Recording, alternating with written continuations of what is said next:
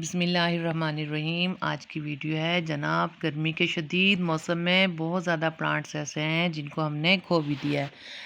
Tips and care तमाम use करते रहो, लेकिन जहाँ ज़रा सी भी नेग्लिजेंसी होती है, बहुत से डेलिकेटेड प्लांट ऐसे होते हैं जो एकदम से हमारे गार्डन में बस हम हाथ मलते रह जाते हैं। अफसोस के सिवा कुछ नहीं बचता। फ़ौरन ही ज़रा सी नेग्लिजेंसी से प्लांट जो है अपनी लाइफ को ख़त्म कर देते हैं और हम बिल्कुल देखते रह जाते हैं कि ये प्लांट्स दिनों दिनों में कैसे हमारे हाथ से चला गया।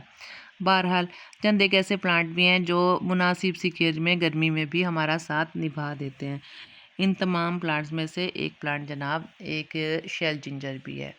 वेरीगेटेड प्लांट है। वेरीगेशन की ऑर्नामेंटल इंतहा है इसकी। जनाब, मेरा तो फेवरेट प्लांट्स में से एक है। डार्क ग्रीन, लाइट ग्रीन और ग्रीन, इन तमाम कम्बिनेशन से मिला हुआ ये शेल जिंजर प्लांट बहुत ही खूबसूरत गार्डन में लुक देता है।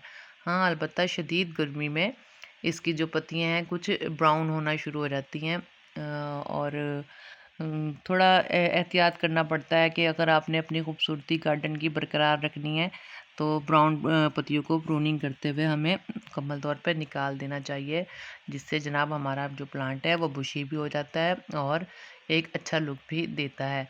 बहरहाल, प्रायोरिटी आपको प्लांट्स की देखनी पड़ती है कि किस प्लांट को किस वक्त किस चीज़ की ज़रूरत है। अगर किसी में 1-2 दिन की टाइम है आपके पास तो आप छोड़ भी सकते हैं, लेकिन प्रायोरिटी के हिसाब से आपको गार्डन का काम जो है वो करना चाहिए। तकरीबन हर चीज़ में ही यही होता है। शेल जिंजर के प्लांट जनाब में ऐसा इशू नहीं होता कि इसका जिंजर से कोई लेना देना हो।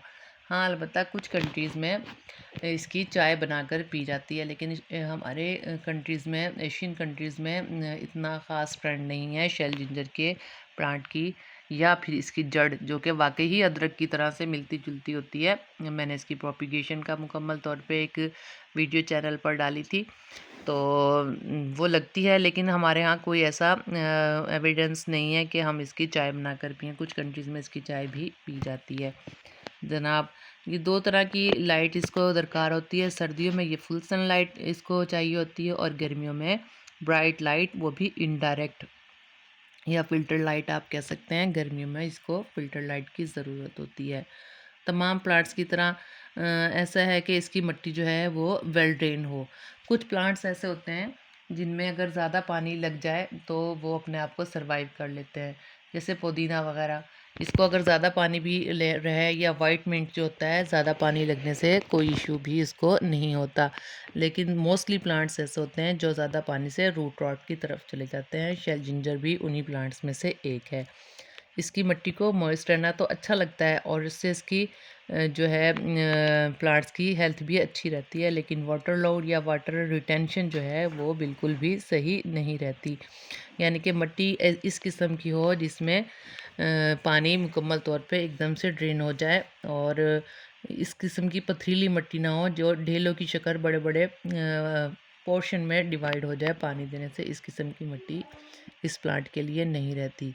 शदीद गर्मी में जो मैच्योर प्लांट होता है वो तो अपने आप को सरवाइव कर लेता है, लेकिन जो प्लांट अनमेच्योर हों, बिल्कुल अभी प्रोपिगेशन उनकी इतने कुछ अरसा हुआ हो और अपने आप को सरवाइव करना उनको मुश्किल हो जाता है। और तकरीबन तमाम प्लांट्स में ये होता है, मेच्योरिटी के बाद ही वो बेहतर होते हैं। लेकिन कंटेनर गार्डनिंग में और अनमेच्योर प्लांट, छोटे छोटे प्लांट्स जो हैं गर्मी में ज़रूर घबराते हैं, उनको हमें केयर एंड टिप्स देनी पड़ती है। ये तकरीबन तमाम प्लांट्स में होता है। अच्छा जनाब, बहार के मौसम में हमें फर्टिलाइज़ जो है शेल जिंजर को कर देना चाहिए, ताकि इसकी हेल्थ जो है, जैसे कि इसका ग्रोइंग सीज़न होता है बहार, तो अगर हम इसको फर्टिलाइज़ कर देंगे बहार में तो अच्छी सी इसकी हेल्थ हो जाएगी और गर्मी में अपने आप को ये ठीक से सर्वाइव करेगा।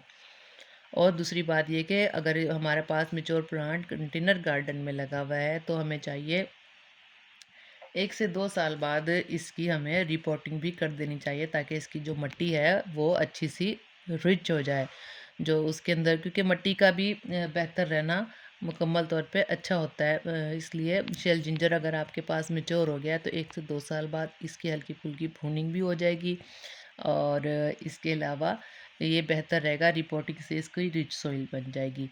प्रूनिंग का ये भी फ़ायदा होता है, अगर हम ब्राउन पत्तियाँ निकाल दें तो हमारा प्लांट जो है अच्छा सा बुशी हो जाएगा। और जनाब प्रोपिगेशन की बात कर लेते हैं। तकरीबन 4 तरीक़ों से इसकी प्रोपिगेशन हो जाती है। सबसे पहले तो बात करेंगे इसकी प्रोपिगेशन।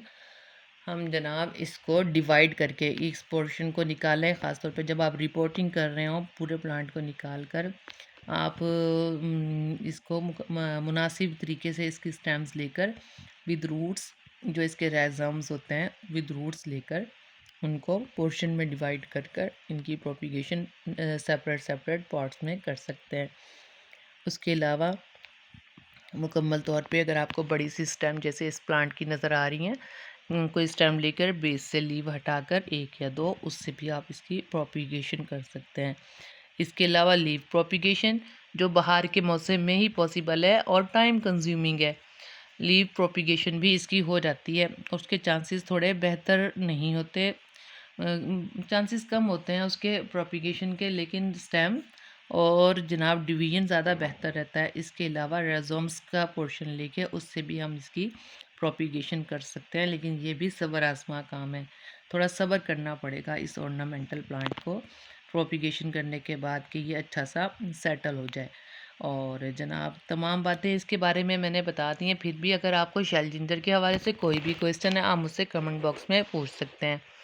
और अल्लाह हाफ़िज़। अपना और अपने प्यारों का ख़्याल रखिएगा।